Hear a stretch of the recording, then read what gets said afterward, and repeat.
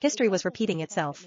My mother's face instantly became extremely ugly. Without thinking, she shouted at me, "You again." Her voice was shrill, filled with rage. But when her eyes met my hollow gaze, that fire seemed to be extinguished by a bucket of ice water. She opened her mouth, but the rest of her scolding wouldn't come out. In its place was a chill rising from the depths of her heart. My father irritably picked up the crying boy and waved his hand forcefully. "Enough, go to your room." I didn't argue. Command received. I turned and left the dining room with measured steps, as if walking along a ruler. Behind me were my brother's endless cries and my parents' increasingly heavy breathing. They had finally gotten their perfect daughter. A daughter who was absolutely obedient, absolutely well behaved. The next day, my father tried to compensate me with material things. He bought back the latest Lego model set, containing thousands of pieces. It was the galactic fortress I used to dream about having. He pushed the huge box in front of me, his face showing a hint of expectation.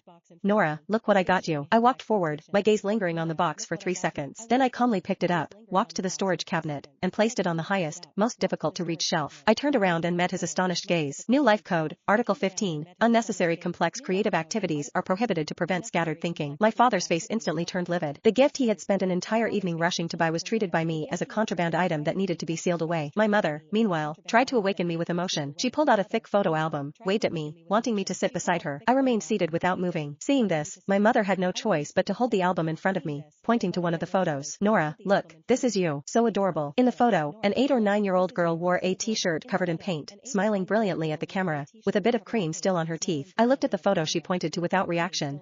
After half a minute, I finally nodded. Data confirmed. Subject, Nora Lincoln. Time, 9th birthday. I paused, then added, emotional response module not activated. My mother's hands holding the album began to tremble. She looked to my father as if seeking help. My father's Adam's apple bobbed, but he said nothing. That afternoon, my brother was chasing a ball around the living room. His feet slipped, and he fell forward, his knee hitting hard against the corner of the coffee table. While heart-wrenching cries erupted as blood instantly seeped from his knee. "Tyler!" My mother and father cried out and were about to rush over, but I was faster than them. My body activated like an emergency medical robot, instantly springing into action. I rushed to the medicine cabinet, opened it, and took out iodine, cotton swabs, and bandages. The entire process had no pause. I walked quickly to my brother, crouching down. He was sobbing uncontrollably, looking at me with fear. I said in a voice without inflection, "Emergency medical protocol activated. Step 1, clean the wound."